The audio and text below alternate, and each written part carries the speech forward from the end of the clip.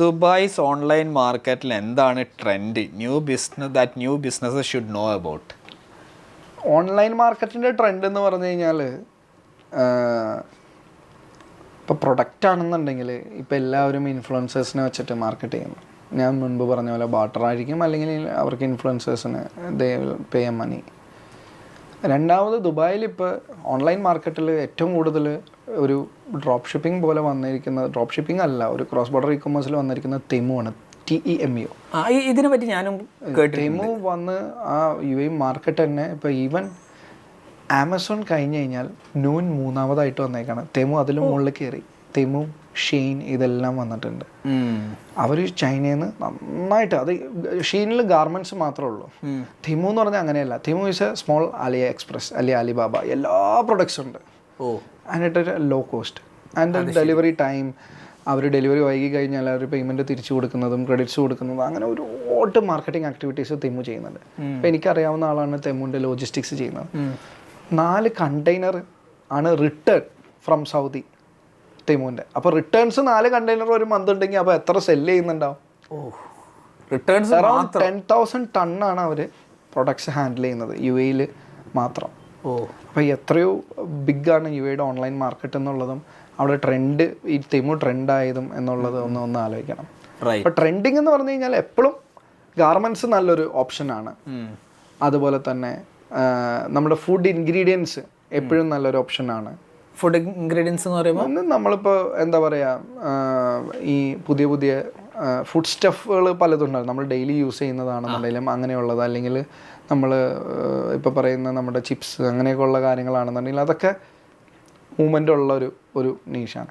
പിന്നെ ഇപ്പം എനിക്ക് അങ്ങനെ പറഞ്ഞു തരാൻ പറ്റില്ല ഏതാണ് ട്രെൻഡിങ് അല്ലാത്തതെന്നുള്ളത്. There are lot of product. അത് നിങ്ങൾക്ക് സിമിലർ വെബ് എടുത്ത് നോക്കിക്കഴിഞ്ഞാൽ സിമിലർ വെബിൽ നിന്ന് ഏറ്റവും നന്നായിട്ട് പോകുന്ന വെബ്സൈറ്റ്സ് ഏതാണെന്നുള്ള അറിയാം. Just do that. അതാണ് കുറച്ചും കൂടിയും. പിന്നെ ഞാൻ മനസ്സിലാക്കുന്നിടത്തോളം എന്തിനും നമുക്ക് ട്രെൻഡാക്കി മാറ്റാൻ കഴിയും. അതാണ് നമ്മളുടെ കയ്യിലുള്ള മണി, നമ്മളുടെ കയ്യിലുള്ള പ്രൊഡക്റ്റ് യുണീക്ക് ആണോ എന്നുള്ള അനുസരിച്ച്. ഇപ്പം എൻ്റെ ഒരു സിമ്പിൾ എക്സാമ്പിൾ പറയാം. എൻ്റെ വൈഫ് ഒരു സ്ട്രക്ചറൽ എഞ്ചിനീയറാണ്. ആൾ കുറേ നാൾ ജോലി ചെയ്തു, പിന്നെ കുട്ടിയൊക്കെ ഉണ്ടായി വീട്ടിൽ ഇരിക്കുകയായിരുന്നു. അപ്പോൾ ആൾ സ്വന്തമായിട്ട് ആൾക്ക് ഹാൻഡിക്രാഫ്റ്റ്സ്, അതായത് UAEയുടെ സോവനീഴ്സ് ആണ് ആൾ ഉണ്ടാക്കുന്നത്. ഓക്കെ, ക്യാമൽസും UAEയുടെ ഡിസൈൻസ് കൊടുക്കും, അതുപോലെ തന്നെ മൾട്ടിപ്പിൾ കൺട്രീസിൻ്റെ ഫ്ലാഗ്സ് കൊടുക്കും. അങ്ങനെ ക്യാമൽസാണ് ആളുടെ ക്യാൻവാസ്, അതിലാണ് ചെയ്യുന്നത്. ബട്ട് ഒരു സീസൺ ഉണ്ട് ആൾക്ക്, 4 മാസമാണ് ആ സീസൺ. ക്രിസ്മസിൻ്റെ സീസണിലാണ് ഏറ്റവും കൂടുതൽ ഗിഫ്റ്റുകൾ പോകുന്നത്, ക്രിസ്മസ് ആൻഡ് ന്യൂ ഇയറിൻ്റെ സീസൺ. ഓക്കെ, ആ 4 മാസം the amount of orders she getting is totally നമുക്ക് ആർക്കും കാൽക്കുലേറ്റ് ചെയ്യാൻ പറ്റാത്ത കാര്യം. ഒന്നും ചെയ്യണില്ല, ഞാനൊരു കുഞ്ഞ് പെർഫോമൻസ് ആഡ് മാത്രമേ ചെയ്യുന്നുള്ളൂ. And the money I am putting in it very less. പക്ഷേ the product is unique and the product is seasonal and the product have already customers for that. എല്ലാം യൂറോപ്യൻസ് ആണ് വേണ്ടിയത്, മീൻസ് US UK യൂറോപ്യൻസ് ആണെന്ന് വാങ്ങിക്കുന്നത്. അപ്പോൾ product base ചെയ്തിട്ടാണ് ആ ഒരു ട്രെൻഡ് വരുന്നത്. അത് കഴിഞ്ഞാൽ പിന്നെ അത് ഇല്ല. പിന്നെ നെക്സ്റ്റ് ഇയറിലെ 4 മന്ത്സ് കഴിയുമ്പോൾ ആ ഒരു 4 മന്ത്സിലാണ് വരുള്ളൂ.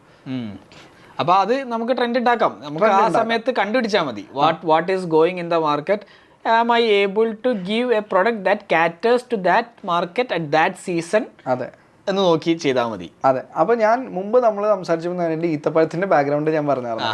അപ്പോൾ ഞാനൊരു MVP ചെയ്തു നോക്കി ഈത്തപ്പഴത്തിന്. നമ്മളിതൊക്കെ പറഞ്ഞു കൊടുക്കുമ്പോൾ നമ്മൾ ഇടയ്ക്കിടയ്ക്ക് ട്രയൽ ചെയ്യണ്ടേ. ഈത്തപ്പഴം വസീം വീണ്ടും വന്നോ? അപ്പോൾ ഈത്തപ്പഴം ഞാനൊരു ട്രയൽ, ഒരു MVP, ഞാൻ തന്നെ ഒരു ഷോപ്പിഫൈ വെബ്സൈറ്റ് ക്രിയേറ്റ് ചെയ്തു, പ്രൊഡക്റ്റ് ഫോട്ടോഗ്രാഫി ചെയ്തു, വീഡിയോ എടുത്തു, ഒരു ഫ്രണ്ടിനെ ഉപയോഗിച്ചു.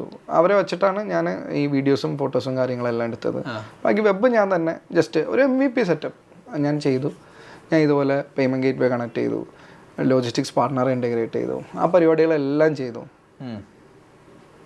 ഞാനത് ചെയ്തതെന്ന് പറഞ്ഞാൽ വെറും 2 ദിവസം കൊണ്ട് ഈ പറഞ്ഞ പരിപാടികളെല്ലാം ചെയ്തത്. അതെ, okay. The very next day ഞാനൊരു ആഡ് ചെയ്തു ഇൻസ്റ്റഗ്രാമിലും, അതുപോലെ തന്നെ ഫേസ്ബുക്കിലും, അതുപോലെ ഗൂഗിൾ സെർച്ചിലും ഒരു ആഡ് ചെയ്തു. Next day it self I got around 10 to 15 orders. ഞാനൊരു പരിപാടി തുടങ്ങിയുള്ളൂ. അത് ഞാൻ എങ്ങനെ ചെയ്തതെന്ന് വെച്ച് കഴിഞ്ഞാൽ എൻ്റെ വീട്ടിലൊരു കുഞ്ഞു ഫ്രീസർ വാങ്ങിച്ചു വെച്ചു. ഓക്കെ, എനിക്കത് ട്രയലാണ്.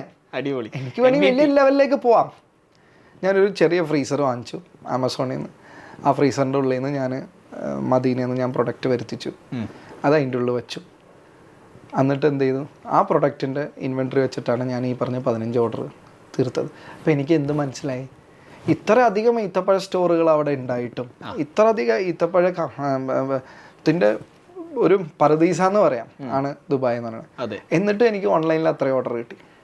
So each and every product have market in Dubai. നമ്മളത് എവിടെ പ്ലേസ് ചെയ്യുന്നു, ഏത് രീതിയിൽ പ്ലേസ് ചെയ്യുന്നു എന്നതനുസരിച്ചിട്ടായിരിക്കും ആ ട്രെൻഡ് ആവുന്നത്. കറക്റ്റ്. അതായത് എന്ത് നമുക്ക് വിൽക്കാൻ പറ്റും. You have to just find who the customer is. എന്നിട്ട് ആ കസ്റ്റമറിന് കാറ്റർ ചെയ്യുന്ന രൂപത്തിൽ ഇതെങ്ങനെയാണ് ഞങ്ങൾ ആഡ് ചെയ്തത്? ഈ ഒരു ഞാൻ ആഡ് ചെയ്തത് എന്താണെന്ന് വെച്ചാൽ, ഒന്ന് നമ്മൾ ഈ ഏതൊരാളും ഒരു നല്ല പ്രൊഡക്റ്റ് വേണം, അത് അവർക്ക് അവരുടെ അടുത്ത് കിട്ടുന്നില്ലെങ്കിൽ അവർ ഗൂഗിൾ സെർച്ച് അല്ലേ ചെയ്യുന്നത്. അപ്പോൾ ഞാൻ എന്ത് ചെയ്തു, ഗൂഗിൾ സെർച്ചിൽ ഞാനൊരു ആഡ് കൊടുത്തു, ഇങ്ങനെ ബെസ്റ്റ് ഡേറ്റ്സ് അവൈലബിൾ ആണ്, മദീനയിൽ നിന്ന് നേരിട്ട് കൊണ്ടുവന്ന ഡേറ്റ്സ് അവൈലബിൾ ആണ് അറ്റ് എ റീസണബിൾ കോസ്റ്റ് എന്ന് പറഞ്ഞിട്ട് ഞാൻ ആഡ് ചെയ്തു. അങ്ങനെ ഓട്ടോമാറ്റിക്കലി എനിക്ക് വെബ്സൈറ്റിലേക്ക് വന്നു, കോള് വന്നു, ചാറ്റ് വന്നു വാട്സാപ്പിൽ. അതൊന്ന്. രണ്ടാമത് ഞാൻ ഇൻസ്റ്റാഗ്രാം മെറ്റയിൽ ഒരു എൻഗേജ്മെൻറ്റ് ആഡ് ചെയ്തു, കൺവേർഷൻ മെസ്സേജസ് ആയിട്ട്. എന്നിട്ട് അവരായിട്ട് പേഴ്സണലി ചാറ്റ് ചെയ്തു, അങ്ങനെ കൺവേർട്ട് ചെയ്തെടുത്തു. എന്താണ് നമ്മുടെ പ്രൊഡക്റ്റിൻ്റെ പ്രത്യേകത അങ്ങനെയുള്ള പറഞ്ഞിട്ട് അങ്ങനെ